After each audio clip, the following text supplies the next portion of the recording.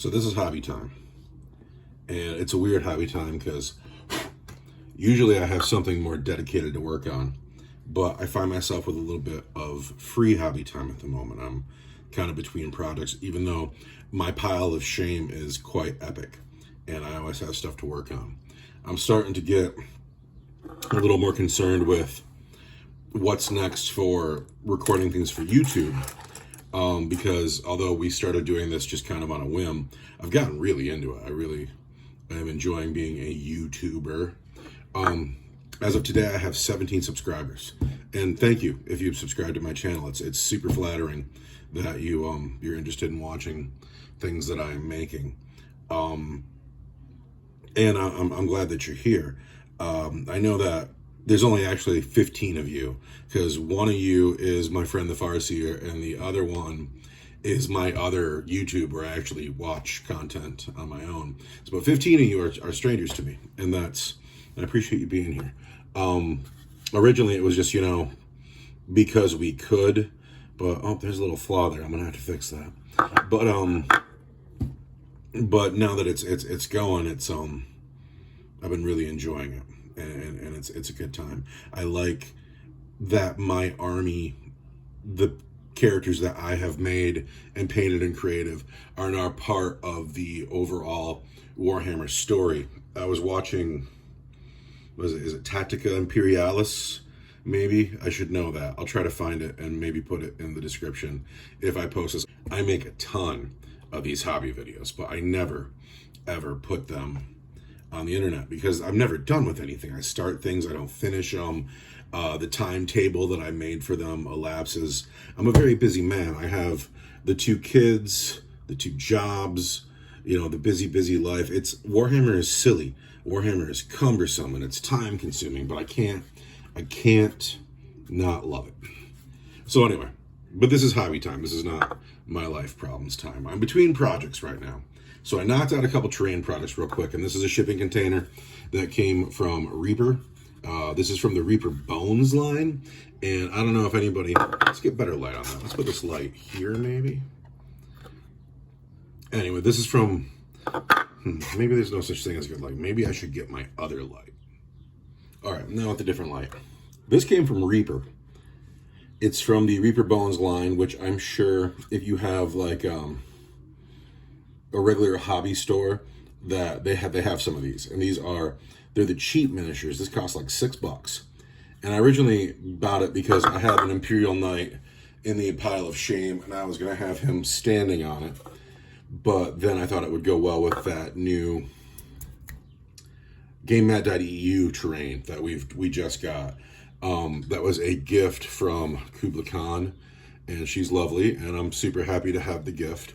But I had this in the closet, and I thought I'd paint it up, and I spent very little time on this. I'm super challenged by making things dirty. I find that I'm good at making models clean, but when it's time to yuck them up, I can't help but just make it look like I left some wash on it. I tried to darken the wash in certain places and lighten it in others, and then I dry brushed some of this Master Series Sun Yellow and Reaper Moon or Vallejo Moon Yellow. Dry brush some of that over the top. I based it with Flash Gets Yellow, and then Egrex Earthshade. Anyway, super cheap. I love the Reaper range. They make me. I'm so jealous that like the fantasy players have so much cheap things to buy, and the sci-fi players, it's hard to find things that are cheap. Anyway, the other thing I finished are these walls that I've had forever. I have another piece like this somewhere in the closet that I can't find. But I spray painted it white. I dry brushed it, heavy dry brush corn red. Then I went back over and picked out the white parts that didn't look so good. And then I put a dry brush of varying shades of red over miscellaneous bricks. So just to break it up a little bit. So these are done, and those took me not much time at all. But the thing I actually could talk about right now, because I'm between projects, is this. Now in the house right now, I have my Space Marines, and I have 3,000 points of Space Marines done. And then I have 1,000 points of Imperial Soup, done. And then I have 800 points of Tau, done. But in the pile of shame, I have another 3,000 points of Tau, 4,000 points of Orcs, another couple thousand points of Marines. My pile of shame is ridiculous. It's all from way long ago, too. I was married and miserable and had nothing to do but buy models. But anyway, so I have these 3 armies, Space Marines, Tau, and Orcs, and I can work on any of them whenever I want to. And the Farseer, we've talked about what we're going to do after campaign for Irwin, and we've talked about he used to play Custodes, and maybe he would again, but if we were going to do that, he would want to do it against the Orcs, and the Orcs are a big challenge. There's a lot of Orcs to paint. And, but I get why you wouldn't want to play Tau, because Tau can, Tau have that bad stigma around him. But where my heart is with the Chaos Space Marine army that I don't actually own. I have a lot of cultists. I've done a bunch of cultists because I love cultists. And it gave me opportunities to do, like, this model came from Hassle Free. I absolutely love Hassle Free. I don't want to say they're like my favorite company because I spend so much more money on Games Workshop, but I love Hassle Free models. She came from, I can't even remember the name of the company. She's just an old metal model. It's rare that I paint eyes on anything. And this is also really before I learned how to do skin. So anyway, I have a lot of cultists, and my heart is with a Chaos Space Marine army, which is stupid because I have $1,000, $2,000 in a pile of shame that I should be painting, and I own almost no Chaos Space Marines at all. I have some cultists to paint, and I have him. Now, he comes from Heresy Miniatures. I love that sound. Ready? Big, huge, chunky metal model. And I believe his official name is like Azaroth the Fallen. I should look that up. Let's get the tablet up. Okay, he is Azaroth the Fallen One, if you're looking for him. And I was internet shopping, seriously, a long time ago, a whole different life ago. And I saw him on the internet, and I fell in love with him. And then I was, again, internet shopping. And when I say internet shopping, I mean a poor man looking at toys the same way a child looks at a catalog full of toys. Hey, I didn't even have to look it up. It was right here. Azaroth the Fallen One. You know what else I can do? Where's that thing at? From HeresyMiniatures.com. Heresy Miniatures has all of this to say. Hit your pause button and read it. And then on the inside, we have some examples of some models. I love the Riddick holding the teacup model. And then here he is again. Azaroth the Fallen One. He is what I have purchased. And I love this model, and I love him mostly. Can we get a look at this face? Can I get a close-up on this face? Look at this guy. Look at him.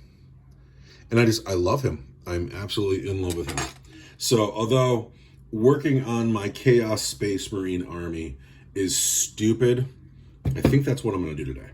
And we're going to see, can I get him together? Can I get him on the base? He's all metal. He looks like he's going to be a chore. Like they've left holes to pin, but the arms don't have the matching nubs, so you'd have to put your own pins in. Some of these do, though. Anyway, we're going to have to break these off the sprue, see if we can't put them together, and then I'd have to paint them. No point whatsoever in working on this model right now, with the exception of love. Okay, so here it is the next morning. It is morning coffee time with Kubla Khan. Would you like to say hello to the internet, Kubla Khan? Good morning. And I stayed up and finished him. And I got to tell you, he was, without a doubt, a mother bitch of a model to put together. He was super difficult. He's heavy, first of all. He weighs like a pound. I had to pin quite literally every single piece that went on him. This arm's not pinned at the shoulder because it went together the first time and stayed together. But I had him together a couple times, and I dropped him a couple times, and he shattered into pieces each of those times. So I took the time to drill out each place and pin every single part of the model to hold him together. And I love him. The choice of the sword was made mostly because it fit the best. I know the Malefic Talons are a better tactical choice, but that would have required cutting. I would have had to have cut the sword out of the hand. But your look is cool. Yeah, I'm super happy with him. I want to get him up close here. See, look at that face. Look how mean he is. Anyway, this is Azaroth the Fallen One from Heresy Miniatures. I will not be naming him Azaroth the Fallen One in my own army, but if you were looking for him online, that's what he's called. I have some box art somewhere. Here, heresyminiatures.com. He's the only Heresy miniature I've bought. I understand that they've switched to resin, and depending on what company you're buying from, resin can be hit or miss. But I got a place in my heart for old metal models, even though he was so hard to build. But anyway, he is my Demon Prince. I have paint choices to make for him. I have no business working on him right now whatsoever because I have other armies in the works. But if you can be in love with a miniature, I am in love with this miniature. Of course, calling him a miniature is a little bit funny because he's freaking huge. Anyway, that's it. I'm not going to work on him again today. Playing today with friend Harsier whenever he gets over here. Spending some time with Kublai Khan. Time for another cup of coffee. Bring me my coffee. Happy wargaming.